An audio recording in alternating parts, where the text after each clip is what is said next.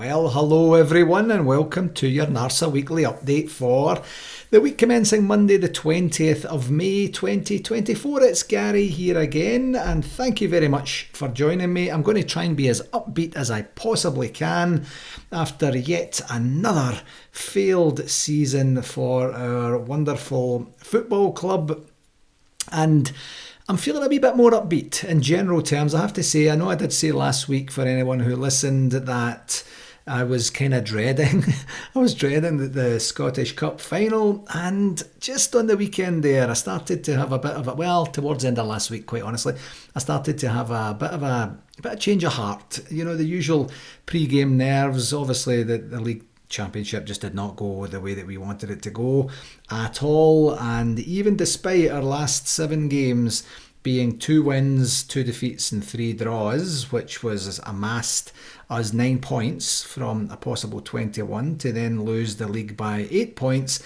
which is grim. Of course it's grim. I'm starting to feel a little bit fuzzy about the weekend here, because I can't imagine, including our own fans by the way, I can't imagine anybody gives us much chance whatsoever in this game, and that can play with your head. I mean, it doesn't matter how many times the coaches or the management team or your own fans or whomever it is you use from a self-development, a leadership development, a keeping yourself on point perspective, but it doesn't matter what they say. If you kind of go, it's Rangers, you know, if you're on their side, of course, it's only Rangers. You know, they haven't beat us this season. They haven't really got close to beating us this season. So we just show up, we do what we do, like that. If you have a collective amount of people that do that, and I'm not saying we need them to completely fail for us to succeed. We know that we have better than we've demonstrated the last couple of months in us. But you never know. And I'll get to that in a wee bit here. But, you know, last week, Philippe Clement was talking about the fact that when he took over back in October that we were 7 points behind, and at that point we were trending to be 6 points behind. So in his opinion, that was progress. He didn't say that exactly. I'm completely paraphrasing a bit of a monologue in one of the press conferences. But we finished, as I mentioned, 8 points behind. So did he make us worse? Is that what it's going to? Is that where we have to kind of get to and land at the end of the season? I kind of jest a wee bit. Of course, we use stats to prove a theory or debunk a theory, I guess, but if we go on pure points, we are genuinely worse, and I would love to understand in genuine terms why, because we've been here so many times in the past year, and it's getting ridiculous now. It really is. You know, I know we've got injuries. I know that we've had some signings that just haven't worked out. Every team gets injuries. Every team has signings that don't work out. You know, do we have bad luck? Do we have bad players? Do we have a bad system? Are we bad at the core of our club? I'm not 100% sure, and quite honestly, it doesn't really matter, does it? You know, we are where we are, and we'll back another manager in the close season, and then we'll see literally where that takes us, and hopefully it's on to some success, you know, some genuine, sustained and consistent success going forward. And what I mean by that, for the avoidance of any doubt, we need to win the league next year. We need to have a really, really good opportunity to win the league, and we need to take the opportunity and go forward and win the league. Because, you know, I mean, you can look back with the benefit of hindsight. It's very difficult. I say this all the time. It's very difficult to be objective in the moment, because in the moment there's emotions, there's information flying everywhere, there's opinions and all sorts of stuff that's going on. But when you have the benefit of hindsight, to be able to look back and say, in hindsight, that wasn't the best decision we made. In hindsight, we could and should have done a little bit more or a little bit less of that. But I think when you can see, if you look back on the last sort of 5 years or so, the club, the hierarchy of the club, put all of their eggs in the 55 basket, 100% of their eggs in the 55 basket, and there didn't seem to be any plan or strategy beyond that, other than that gives us the 55th trophy, and then we can go on and do. I don't know. I have no idea. Obviously, I don't have any idea because I wasn't there. But there didn't seem to be a solid plan of what was going to happen afterwards, which led to the exit of Steven Gerrard, because I think he saw the writing on the wall. As disappointed as I was in him at the time and the way that he left, I thought he saw the writing on the wall in terms of, we should be stepping on and stepping up and moving, moving the goalposts, or moving the needle, I should say, sorry, a wee bit more in the direction of acting like a big club trying to get bigger. And that's not what the club seem to want to do. And then we've had these fits and starts of investing in the team as we've gone forward, but there just hasn't been any consistency or any longevity in terms of who has the manager's hot seat. So I guess we'll see what happens over the course of the summer. Of course, 90 minutes or maybe 120 minutes on the weekend gives us an opportunity to at least breathe a sigh of relief, thank our lucky stars, and thank the management team for doing what they did and giving us an opportunity to go into the remainder of the close season and planning for season 24-25 with some optimism, with a little bit of, with a little bit of delight and party and praise and such. Anyway, so let's talk about all of that stuff during the close season, because we do have the season's not done. The season's not done for two of the teams in the country, and that's kind of where we're at right now. So for the game segment for this week, folks, you will be delighted to know that I'm not going to delve too much into both of the games, because as it turns out, both of the games were completely meaningless. And other than kind of, think if I could summarise both games here, I think in both games we saw the best and worst of this current squad. Of course, we had the 5-2 victory over Dundee, where we were 2-0 down, with just calamity. Like, these goals that we lose in clusters is bizarre, utterly bizarre. And I have to say, by the way, I think this is a new thing that Philippe Clement and his team have brought in. I don't recall us losing too rapid at any other point, with Michael Beale or Gio or Steven Gerrard there. So, that's a little bit of a eyebrow raiser for me, is probably the best way to say it. Scored just before half time, completely dominated the second half, played really well in the second half there, and then on the final game of the season there we drew 3-3 with Hearts, where here's the script, isn't it? We missed a lot of chances, we give the ball away, they go and score a goal, and then we're down, and you're like, well, going to take one or two of these chances, please, and give us an opportunity to build on that and move forward into the game. We just don't seem to have that mentality or psychological makeup in the team for some reason. I don't know why it is. But then in the second half, I thought we completely dominated it. Actually, I thought it was quite a good game. End of season game, of course, doesn't really mean anything for anything, but it was quite entertaining, and we build up a healthy lead. We're trying to essentially build on that lead. And then we lose 2 late goals, including essentially the last kick of the season, which, fair play to the guy, was a very, very good finish, but we should have taken care of the lobbed ball that came in to the danger area there. That was 8 goals in 2 games and we got 4 points. I don't know, is that a story of the season? 8 goals in 2 games, my apologies. 8 goals in 2 games, and we end up with only just the 4 points. So that's the season done. That's a positive, and we did get a booking. If we're going on positives, we did get a booking against Hearts, which is a bit of a novelty these days, because there was no bookings in the Dundee game as well. And I'm telling you, folks, I'm starting to think there's something to this. There's something to be said about this, and there's nothing wrong with discipline. And as I've said before, I want to be very clear. I don't want to go out and hurt anyone of the opposition or anything like that, possibly apart from Alistair Johnston, who I hate. But other than that, I just don't condone any of the kind of bad or cheating that goes with fouls and stuff. But it just kind of feels like we're not trying as hard if there are no bookings there, and it's probably the last time I'm going to mention it, unless we don't get any bookings on Saturday, of course.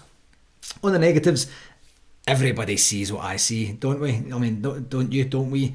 I don't know what tense is the best tense to use there, but how the team plays, how the team acts, how the team reacts, how we overcome adversity or not, it's there for all to see. So I think we just need to hope that our management team genuinely do have the smarts to be able to understand how to win domestically, and give us a really good opportunity to build on that, because we've got a short close season and there's 2 European qualifying rounds there, and to navigate very, very close to the Euros and such. So time is going to march on pretty quickly, I guess is probably the best way to say it. One game this week, and of course it is the Scottish Cup final, and that's against that mob at Hampden this Saturday the 25th with a 10 a.m. Eastern Standard Time kickoff. That's 3 p.m. UK. And here's the thing that I do for my job, that I do for a living, and it's trying to help people get out of their own way, trying to help people grow in and within themselves. And a saying that we use all the time, I didn't coin this phrase, but it's fairly well and commonly used: if you do what you always do, you're going to get what you always get. I'm going to repeat that. If you do what you always do, you're going to get what you always get. The results aren't going to change. So I can't help but feel the last few probably, Old Firm games that were lost. Now, I know that we didn't lose all of them. We drew one of them last month there, but I can't help but feel that it's not just how we start the game. You know, I mean, it starts before that. Essentially, it starts at the press conference the day before, but the press conferences are typically kind of vanilla, aren't they? There's not a whole bunch. There's a wee update on some injuries. There'll be some bits and pieces that are talked about. Nothing's given away. There's no real revelations or sensations or headline, quips or anything like that. So you say that's maybe the start of the build-up to the game. The start for me, really, truly, is when you get the team lineup. And on the last couple, for sure, maybe the last three, I can't remember the first one, to be very honest with you, but we were in a bit of a sticky position, of course, after the start that Michael Beale gave us to the season. But when the team was announced, that ended up being a bit of a downer, wasn't it? Like, it was like we're kind of puzzled. I don't know if we're looking for excuses already. Not excuses, looking for reasons to maybe get a bit grumpy is probably the best way to say it.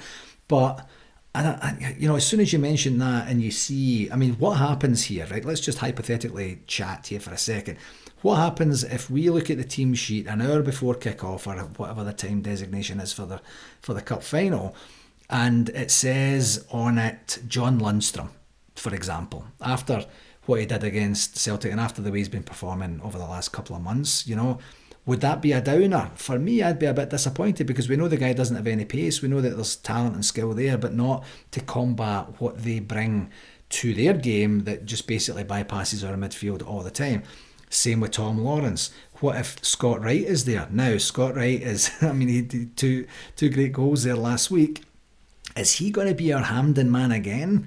And do something spectacular and just get himself, put into the folklore of our club at one more time? Who knows? But what I'm saying is, that's the point that gives us an opportunity to either be very excited or perplexed or confused or disappointed or angry even. It depends how you support the club.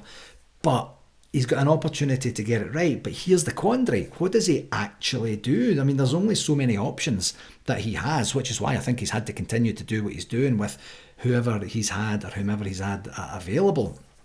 I think, and I'm not a football aficionado at all, I'm just a fan, but I think in some way he has to protect James Tavernier at right back. James Tavernier does not, his stats, attacking stats are fantastic, but he's very, very vulnerable. He doesn't have a defensive bone in his body, the guy, quite honestly.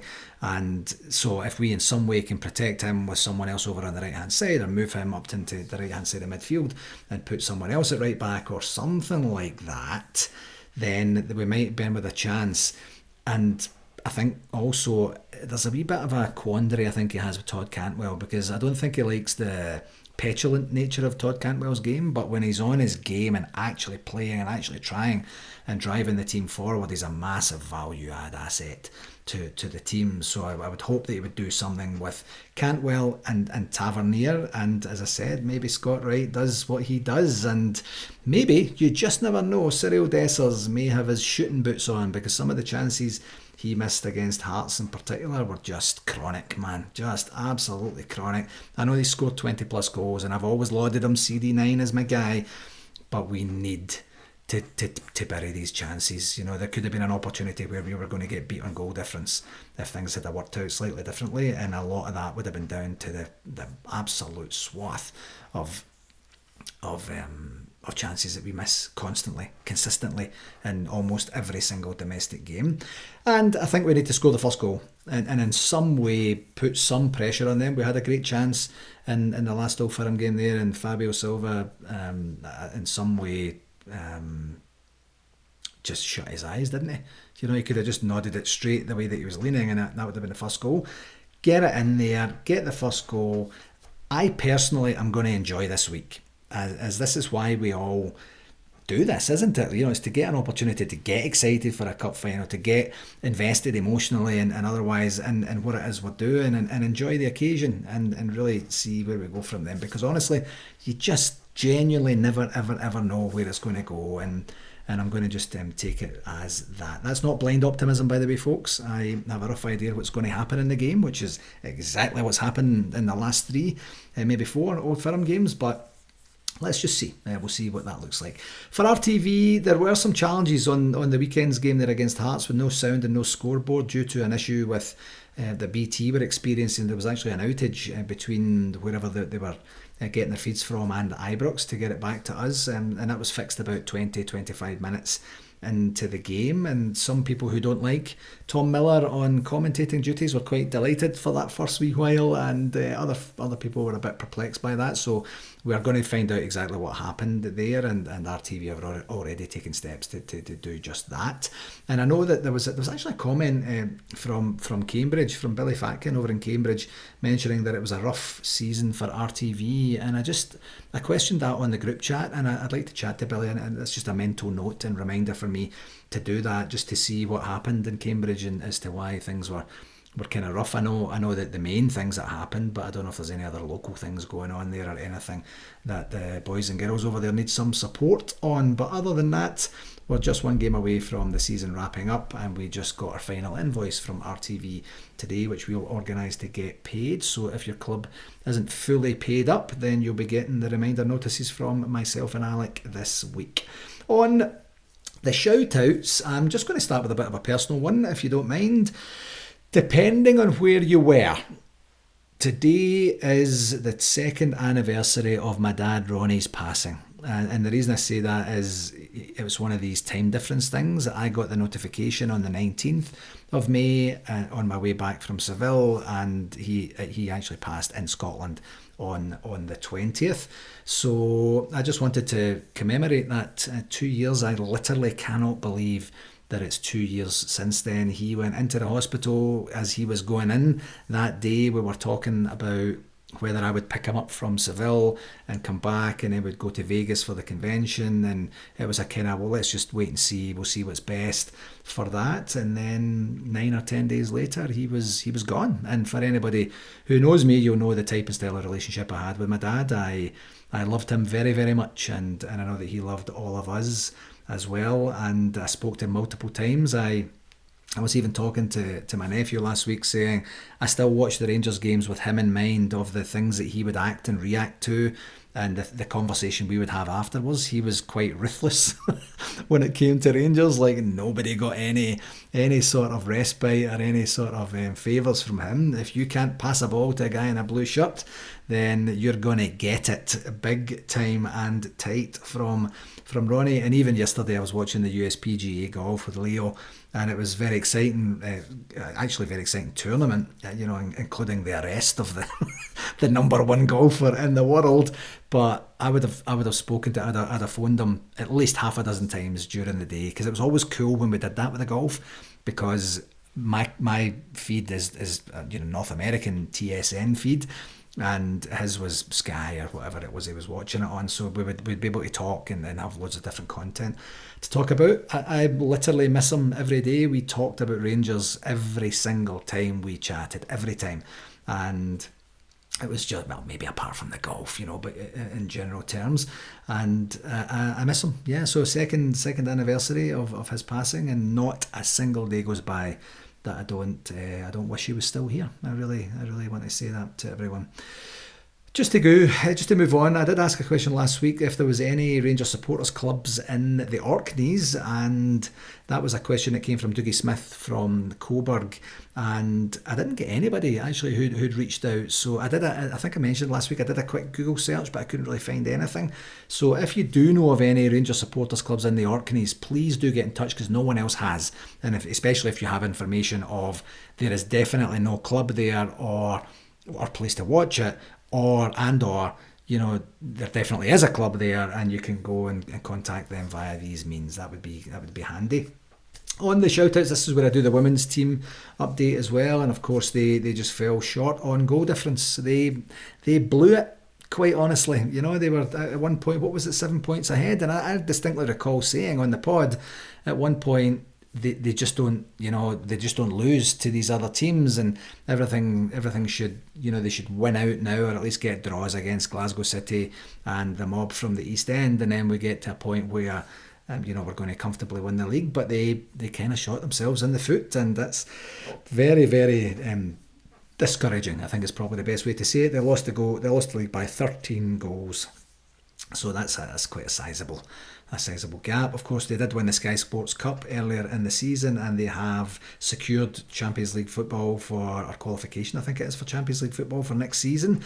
And like us, they have a cup final to look forward to, the Women's Scottish Cup final this coming weekend. So unlucky for things to have worked out for the women's team. It's a bit of a epidemic in the Rangers training centre, isn't it? Too bad. And the final shout out is for the Toronto Midtown RSC Cultural Night they're having on the 19th of July. Please do email them tmrsc1998@outlook.com to reserve your spot there. From a convention update, I can confirm it's 388 days and 55 weeks until we descend upon Kissimmee in Osceola County in Florida. That's June the 12th to the 15th. And as I mentioned last week, we now have the hotel rooms out for booking, and got a couple of questions about that. I thought I'd explained this well enough last week, but the hotel is taking a non-refundable deposit. So some hotels do this, some hotels don't do this. The Omni do this. There's not a lot we can do about it. It's just hotel policy. So that has put off a few people I know already from saying, I'm not 100% sure whether I'm going yet or not. My typical MO would be to just book the room, and then if I need to cancel it or transfer it to someone else down the road, I can do that. Completely understand that, but you're running the risk, of course, of the hotel selling out and then being in a position where you're going to actually miss out. That's completely 100% your choice on that, but please don't delay. If you're genuinely intending on going, it gives us a real good opportunity to gauge the numbers early and figure out what that looks like. And by the way, folks, I want to be super clear. We've been trying to get the hotel bookings out for quite some time. If you've been listening every week, you'll know roughly what the journey is. But we've been trying to hit a sweet spot in the season where we would have people's time, people's attention, people's enthusiasm to be able to go and say, I am in. And the team in the Stutterfest that we've had over the last couple of months, they haven't given us that opportunity. So I can kind of feel that it's a bit of a what, who cares about NARSA 2025?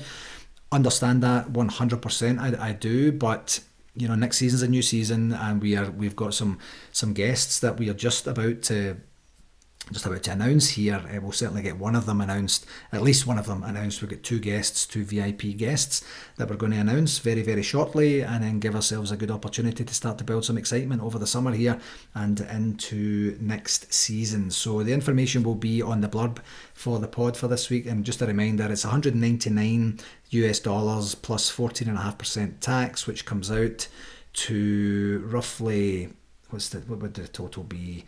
About $228 per night, something like that. And as I say, you can go check that out and give yourself the best opportunity to attend.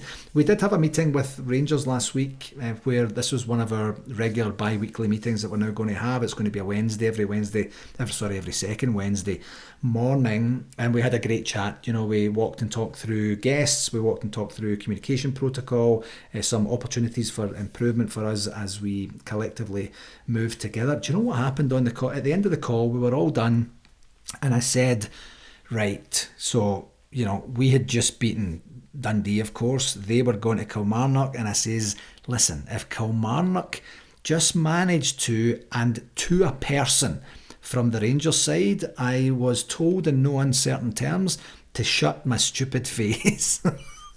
And as it turns out, they were 100% correct, because Kilmarnock just decided not to show up with the help of Don Robertson as well, of course, doing what he did on their first goal. But I got just absolutely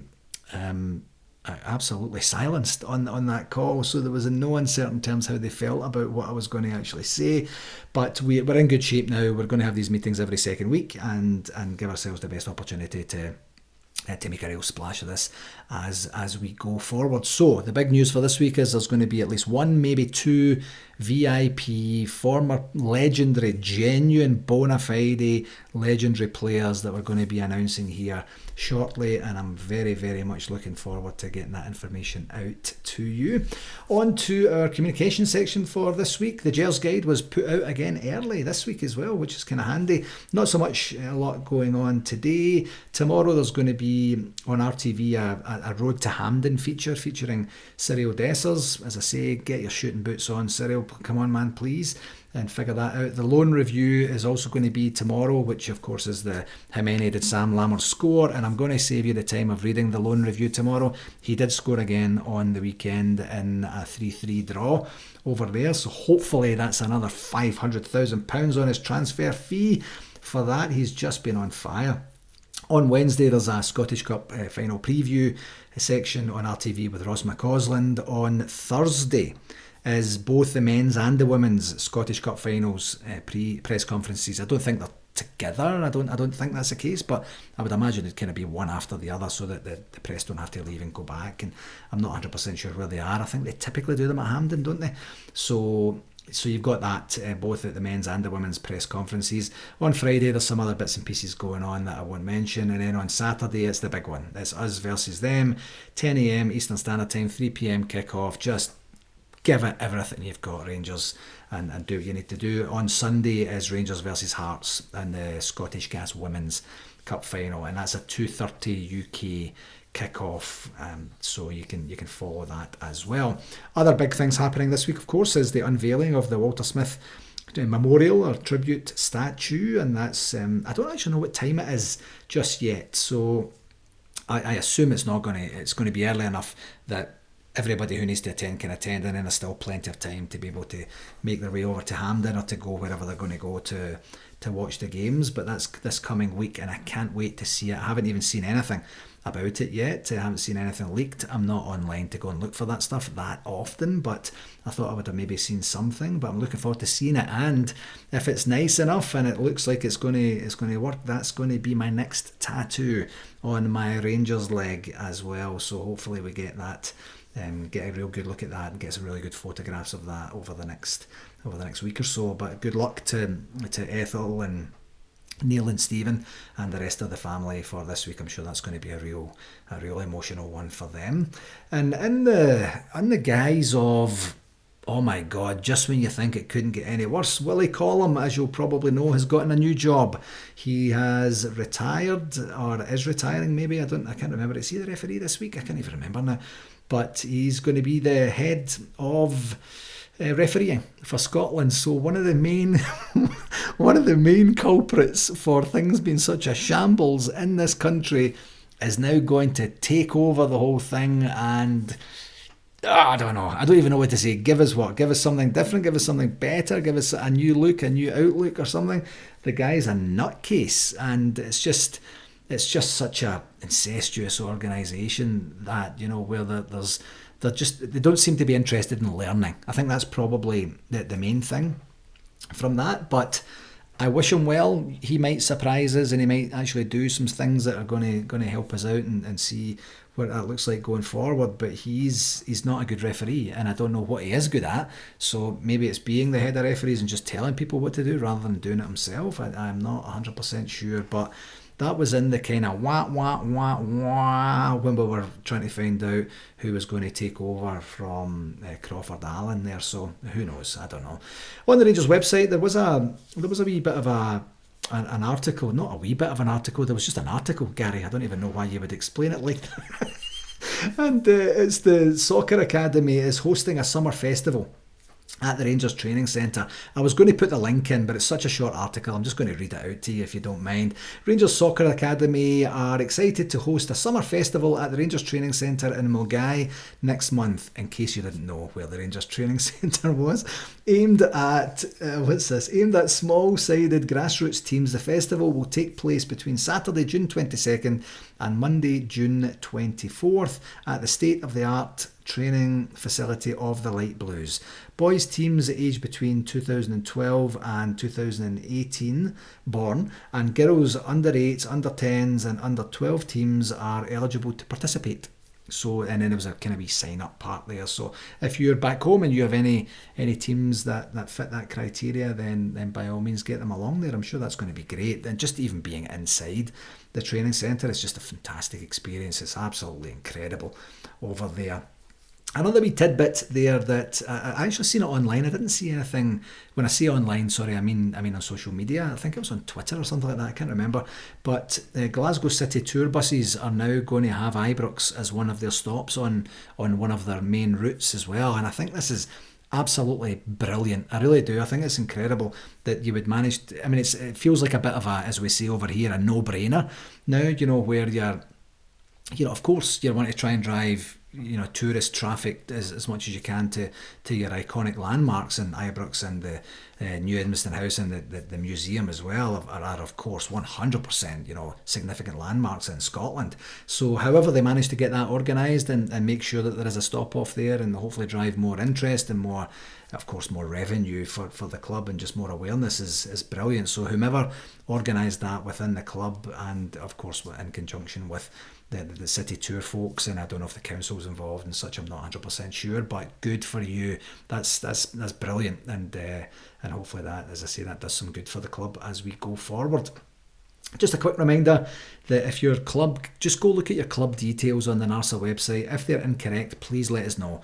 Email myself, email Lorraine, and we'll get this organised. We'll get it all up to date for you and get that figured out. The Euro 2024 pool, that's starting in a couple of weeks now, isn't it? We still haven't got it organised. Hopefully I'll be able to dedicate a wee bit of time after the season's done to just see whether this is the right thing for us to do or not. If it's going to be too much work, then we might just leave it. But I'd love the idea for us just to get a wee opportunity to just have a bit more banter, a bit more camaraderie, have a wee bit more community and collaboration as we move into the summer months here.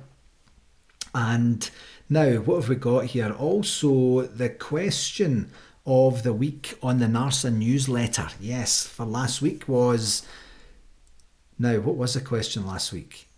I hope I'm not going to spoil the surprise here. I think the question for last week, yes, was. The question for last week was, who were Rangers' first shirt sponsors? So this is a double-edged question here, or a double-edged answer. If you get the first sponsor correct, that's great. That's a point, and the point is worth 5,000 blimblams. And if you get the year that we had our first sponsor on our shirts, then you get a second point, which is worth 875 blimblams. So the first one was, of course, C.R. Smith, the iconic Graham Souness jerseys. You'll remember those. And it was in 1984. C.R. Smith, 1984. The newsletter this week has a bit of a European feel to it in terms of the questions, so hopefully you get to enjoy that. Okay, my apologies. On Wednesday morning, I do have the honour of interviewing David Holmes and his author Stephen Halliday on the One Voice book, and we've got I was just liaising with Lynn, Mr. Holmes' daughter, this morning, just to make sure that we've got the timing organised, we've got the technology organised, and a rough idea of how the flow of the dialogue is going to go. So I think we're in really good shape there. Really looking forward to meeting him and thanking him for all his efforts and service to the club, and seeing a wee bit more in-depth detail about the journey. If you haven't read the book, honestly, folks, it's brilliant, absolutely fantastic. It's like a a walk down memory lane, you know, and most of the memories are great, but I just love the background stuff, you know, the things that you just don't get a chance to see or hear. And so really looking forward to hearing it in his own words and delving a wee bit deeper on some of the topics that I thought would be quite interesting. And if you haven't read it, then, you know, listen to the pod when we get it out. We'll try and get it out before the end of the week here, and see what you think, and hopefully that piques your interest enough to actually go and buy a copy of the book, and then I get to stop mentioning that after this week. Okay, my friends, even without the game segment, I still go into the 35th minute here. I don't know why that is, but as always, I'd like to take this opportunity to thank you very, very, very much for taking the time to listen. Sorry our team didn't do what we were hoping them to do, but we have one last chance to give us a real beaming smile on our faces this weekend, and I really hope they take it.